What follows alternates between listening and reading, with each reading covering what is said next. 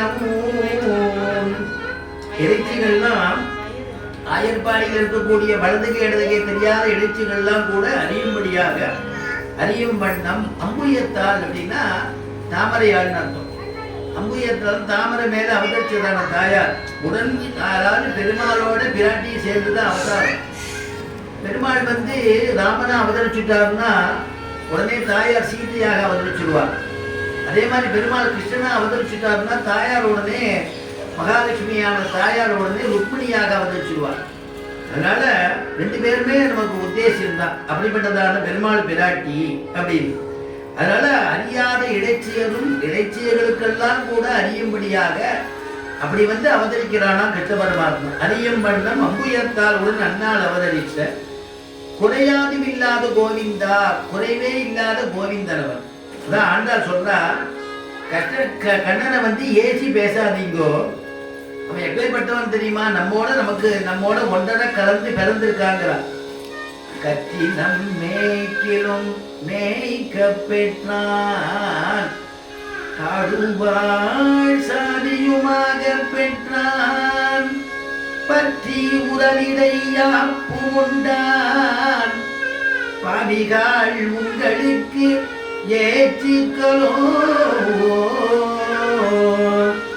கத்தினம் மேய்க்கிலும் மேய்க்க பெற்றான்.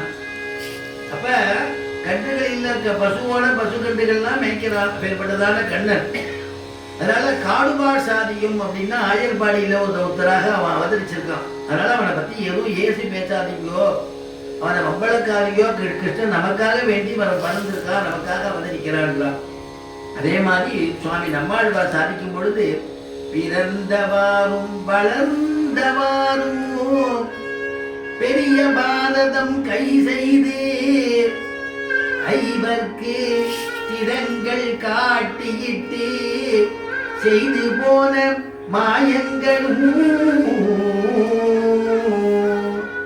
அப்படின்னு மாயங்கிற சுவாமி நம்மாழ்வார். பிறந்தவாறும், பிறந்ததே மாயம். ஒரு இரவு தங்கினா ஒரு இரவு இன்னொரு இடத்துக்கு போயிட்டான். வளர்ந்தவாறும் யசோதம்மாட்ட வளர்ந்தது. எத்தனை பேரை சம்ஹாரம் பண்ணியிருக்கான். கம்சன் அனுப்பின எல்லாரையும் பெருமாள் கிருஷ்ண பரமாத்மா சம்ஹாரம் பண்ணியிருக்கார் இல்லையா. அப்படியெல்லாம் ஒரு புகழுடையவன். மன்னர்கள்லாம் வென்றிருக்கான், கம்சனையே வதம் பண்ணியிருக்கான். யாருக்காக அப்படின்னா பாகவதாளுக்காக. அவளுக்கெல்லாம் பாகவதாளுக்கு ஹிம்சை கொடுத்தா. ஹிம்சை கொடுத்தவாள்லாம் பெருமாள் அவதாரம் பண்ணி எல்லாரையும் அழிக்கிறாராம். அதான் கீதையில் சொல்லும் பொழுது, பரித்ராணாய சாதூனாம் விநாசாய சதுஷ்கிருதாம் தர்ம சம்ஸ்தாபனார்த்தாய சம்பவாமி யுகே யுகே. சாதுக்களை சாது பரித்ராணம் சொல்றது, சாதுக்களை ரட்சிக்கிற காப்பாற்றுறதுக்காக பகவான். விநாசாயச்ச துஷ்கிருதாம், யார் யார் துஷ்டாலோ அவள்லாம் சம்ஹாரம் பண்ணக்கூடிய பிரபு. விநாசாயச்ச துஷ்கிருதாம், தர்மத்தை ஸ்தாபனம் பண்றான். அதுக்காக தான் பெருமாளுடைய அவதாரம். இந்த மூன்று காரியத்துக்கு தான் பெருமாள் அவதாரம் பண்றான். அதனால அப்பேற்பட்ட பெருமாளை கொண்டாடணுங்கிறார். அப்படி கிருஷ்ணனிடத்துல அதீதமான பக்தி கொண்டவர் சுவாமி நம்மாழ்வார். அதனாலதான் அவர் சொல்லும் பொழுது கிருஷ்ண கிருஷ்ணா தத்துவம் சொல்றது. அப்படிப்பட்டவன் தான் பெருமாள். அதனால கிருஷ்ண கிருஷ்ணா தத்துவம் அப்படின்னு சொல்லக்கூடிய அவரை சுவாமி நம்மாழ்வார் கிருஷ்ணனை பற்றி புகழர். கண்ணன் கடலினை நன்னும் மனமுடகி, கண்ணன் கடலினை நன்னும் மனமுடகி, கண்ணன் கடலினை நன்னும் மனமுடகி, என்னும் திருநாமம் என்னும் நாரணமே, கண்ணன் கடலினை நன்னும் மனமுடகி, என்னும் திருநாமம் என்னும் நாரணமே, நாரணம்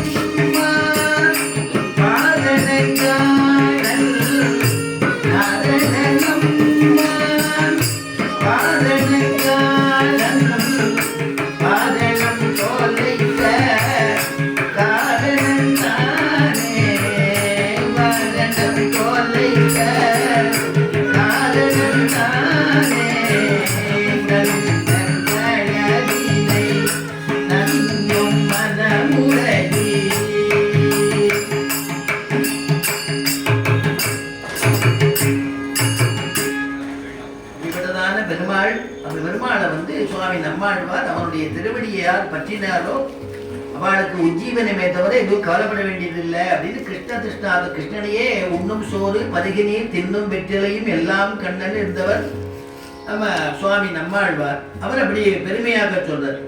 பெரியாழ்வார் அனுபவிக்கும் பொழுது மின்னார் தடமதில் சூழ் வில்லிபுத்தூர் என்றொரு காள். யாராவது வில்லிபுத்தூர் அப்படின்னு சொன்னா அந்த சிவில்லிபுத்தூர் அவ்வளவு உயர்வான்.